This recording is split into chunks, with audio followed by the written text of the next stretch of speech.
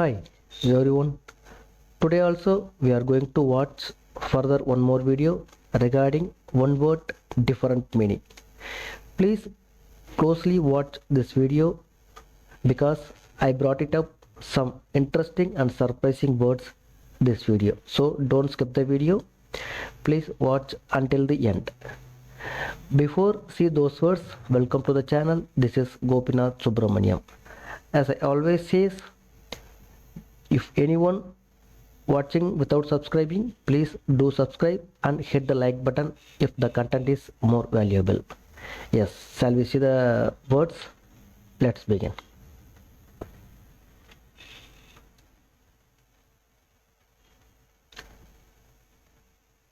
S, முதல்ல நம்ம பார்க்க போகிற வார்த்தை வந்து பஸ். பஸ் அப்படின்னா ட்ராவல் பண்ணுற பஸ் இல்லைங்க, இது வேறு. சரிங்களா? பஸ். அதுக்கு முதல் அர்த்தம் என்ன அப்படின்னா போதும், போதும்னு அர்த்தம். பஸ் அப் போல்னா பந்த் கரோ, பஸ் அப் போல்னா பந்த் கரோ.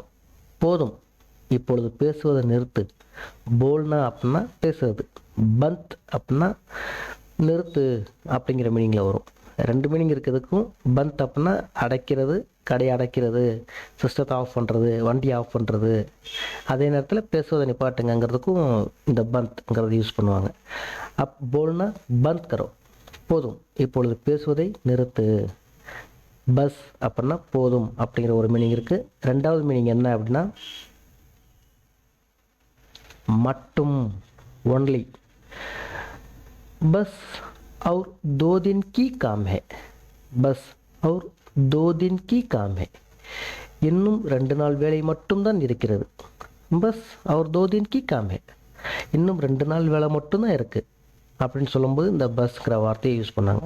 அவ்வளோதான், முடிஞ்சு, 2 நாள் வேலை தான் இருக்குது, 2 நாள் வேலை மட்டும்தான் இருக்குது அப்படிங்கிற மீனிங்கில் சொல்லும்போது இந்த பஸ்ங்கிற வார்த்தையை யூஸ் பண்ணாங்க. ஸோ பஸ்ங்கிறதுக்கு போதும் மட்டும் அப்படிங்கிற மீனிங்கில் வரும். சரிங்களா? ரைட். இன்னொரு வார்த்தை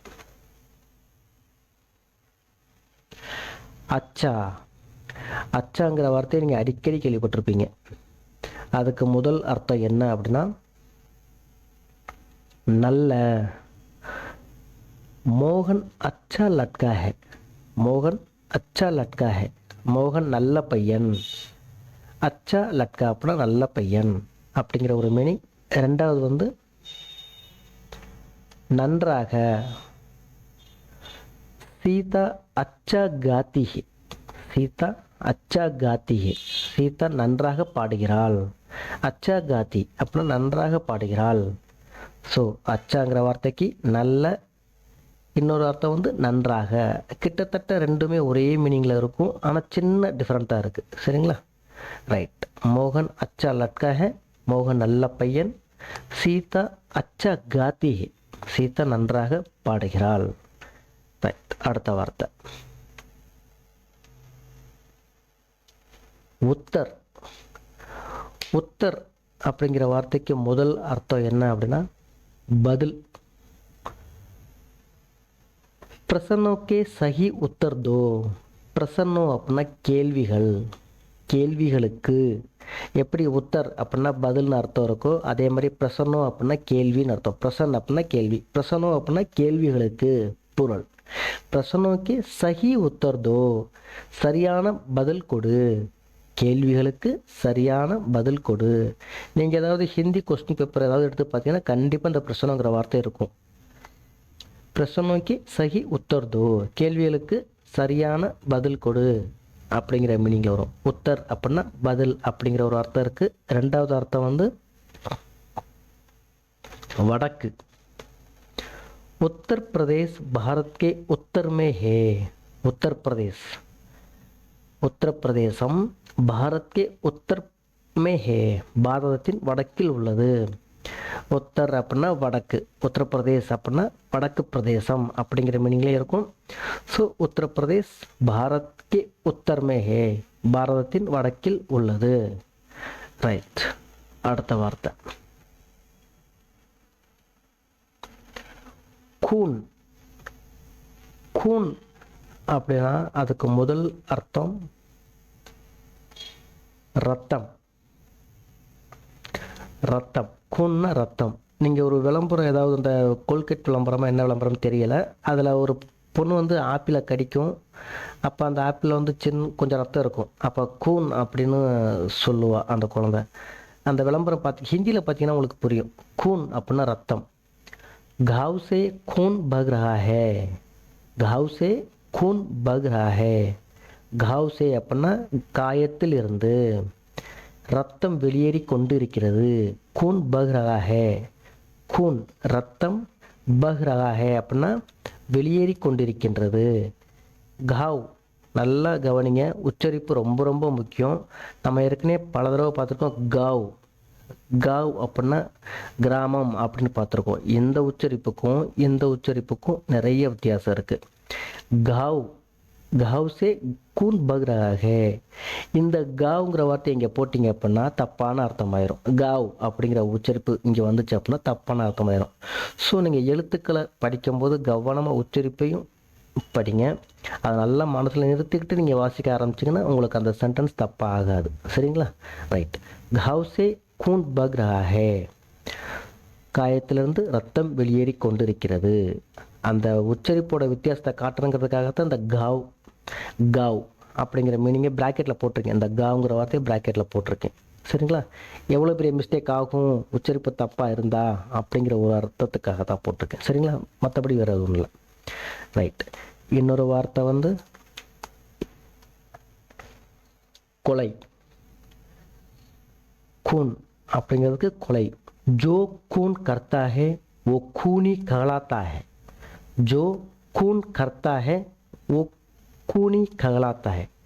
யார் கொலை செய்கிறாரோ அவரை கொலைகாரன் என்று அழைக்கிறார்கள். जो खून करता है, खून खून அப்படின்னா கொலை பண்ணுறது, खून करता है கொலை செய்கிறது. वो खूनी, खूनी அப்படின்னா கொலைகாரன், கூனி என்று அதாவது கொலைகாரன் என்று அழைக்கிறார்கள். ஜோ கூன் கர்த்தா ஹே ஓ கூனி ககலாத்தா ஹே. யார் கொலை செய்கிறாரோ அவரை கொலைகாரன் என்று அழைக்கிறார்கள். ஸோ கூன்கிற வார்த்தைக்கு முதல் அர்த்தம் ரத்தம், ரெண்டாவது வந்து கொலை. நல்லா கவனிங்க. இந்த சுழிச்சு விட்டுறது வந்து சென்டராக இருக்குது. சென்டராக இருந்துச்சுன்னா அது வந்து நெடில், கூன். சரிங்களா? கூன் அப்படின்னா ரத்தம், கொலை. ரைட். அடுத்த வார்த்தை பூல். பூல் அப்படிங்கிற வார்த்தைக்கு முதல் அர்த்தம் தவறு, மிஸ்டேக். சாவ்தான் ரஹோ பூல் மத் கரோ, சாவ்தான் ரஹோ பூல் மத் கரோ அப்படின்னா எச்சரிக்கையாக இரு, தவறு செய்யாதே.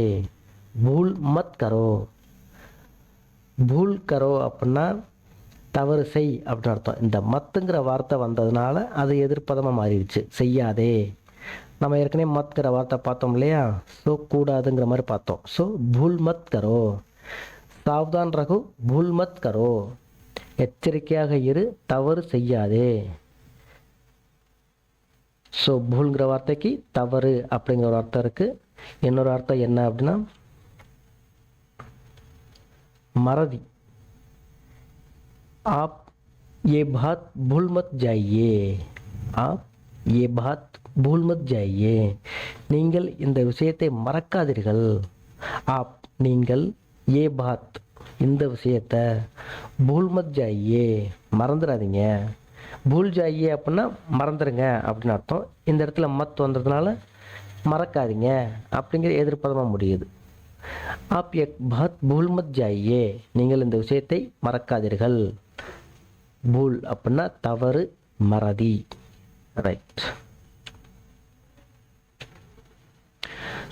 தேங்க்யூ ஃபார் வாட்சிங். நான் சொல்கிற கண்டென்ட் உங்களுக்கு புரியுது, பிடிச்சிருக்குன்னா மறக்காமல் லைக் பண்ணுங்கள், சப்ஸ்கிரைப் பண்ணுங்கள். அதை விட ரொம்ப முக்கியம், இதை பற்றி தெரியாதவங்களுக்கு ஷேர் பண்ணுங்கள். உங்களுக்கு ஏதாவது கமெண்ட்டில் சொல்லணுன்னா தயவு செஞ்சு சொல்லுங்கள். நான் அதுக்கேற்றப்ப நான் வந்து என்னோடய வே ஆஃப் டீச்சிங்கை மாற்றிக்கிறேன். ஏதாவது கரெக்ஷன் இருக்கா அப்படின்னு ஏதாவது சொல்லுங்கள், நான் மாற்றிக்கிறேன். சரிங்களா? தேங்க்யூ. Thanks a lot.